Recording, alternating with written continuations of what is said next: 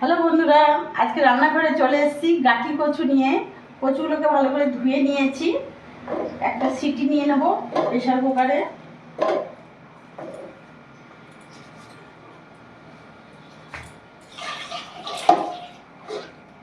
জল দিয়ে দিলাম।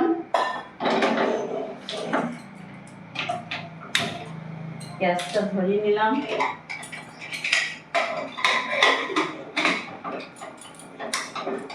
একটা সিটি দিয়ে দেবো।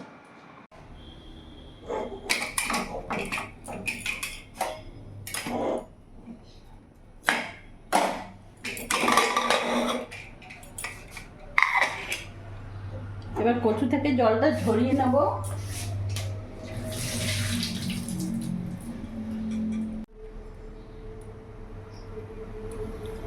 এইভাবে কচুটা ছুলে নেব। গরম আছে তো তাই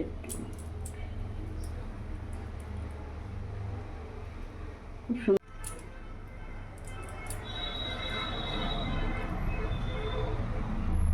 এইভাবে ছুলে নেব। কচুগুলো ভালো করে ছুলে নিয়েছি। যেগুলো একটু বড় বড় ছিল কচু, সেগুলোকে একটু ছোট করে 2 পিস করে নিলাম। তোমরা চাইলে গোটা গোটাও রাখতে পারবে। আমি 2 পিস করে দিলাম। ভালো করে নুন মশলা ঢুকবে, ভালো লাগবে খেতে। গ্যাসটা ধরিয়ে নিলাম। কড়াই বসিয়ে দিয়েছি। কড়াই গরম হয়ে গেছে, সর্ষের তেল দিয়ে দেবো। তেল গরম হয়ে গেছে, তেলের মধ্যে লবণ দিয়ে দিলাম, সামান্য হলুদ গুঁড়ো দিয়ে দিলাম। এরই মধ্যে কচু সেদ্ধগুলো দিয়ে দেবো। গ্যাসের ফ্লেমটা ফুল রাখবো। ফুল আছে, কচুটা ভাজা ভাজা করে নেব। কচুটা ভাজা ভাজা করে নিয়েছি। এবার কচুটা আমি নামিয়ে ফেলবো।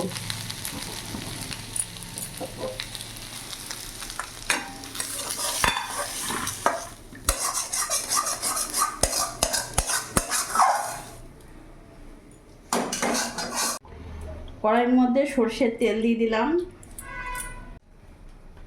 তেল গরম হয়ে গেছে, তেলের মধ্যে গোটা জিরে আর একটা তেজপাতা দিয়ে দিলাম।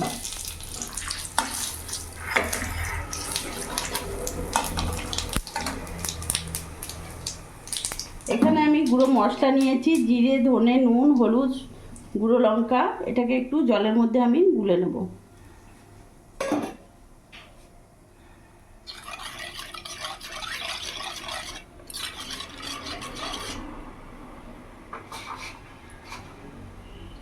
এরই মধ্যে আদা রসুন লঙ্কা পেস্টটা বাটা আমি এর মধ্যে গুলে নিলাম। ফোড়নটা ভাজা হয়ে গেছে, এবার আমি দিয়ে দেবো।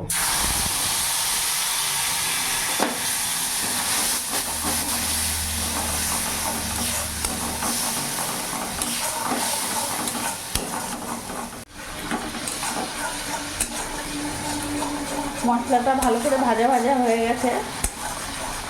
দেখতে পাচ্ছি মশলা থেকে তেলও ছেড়ে দিয়েছে। কোনো রকম কাঁচা গন্ধ থাকবে না। সেই সময় ভেজে রাখা কচুগুলো দিয়ে দেবো। যখন মশলা থেকে কাঁচা গন্ধ একেবারে চলে যাবে, তারপর ভেজে রাখা কচুগুলো দিয়ে দিতে হবে। এবার মশলার সাথে ভালো করে মিশিয়ে নেব। দিয়ে 2 থেকে 3 মিনিট ভালো করে মশলার সাথে কচুর সাথে কষাবো। গ্যাসের ফ্লেমটা এখন মিডিয়ামই রাখবো। মিডিয়াম আঁচে আমি কষিয়ে নেব। 3-4টে কাঁচা লঙ্কা চিড়ে দিয়ে দিলাম।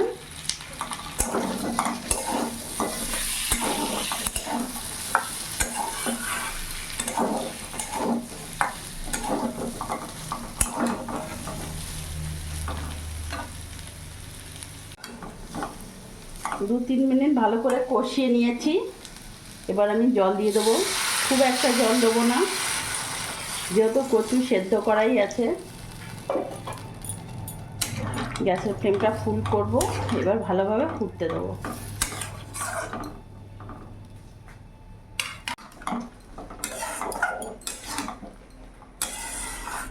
আমি ঢাকা দিইনি, এইভাবে কচুটাকে আমি ভালো করে ফুটিয়ে নিয়েছি।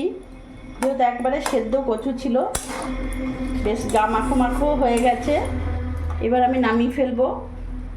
গ্যাস বন্ধ করে দেবো। কচুর দম একেবারে রেডি।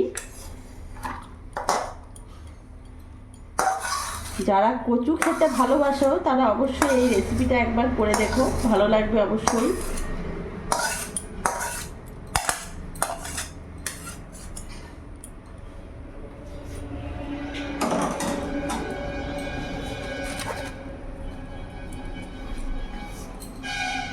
তো আজকে আমি বানিয়ে ফেললাম কচুর দম। তো রেসিপিটা একবার করে দেখো, ভালো লাগবে।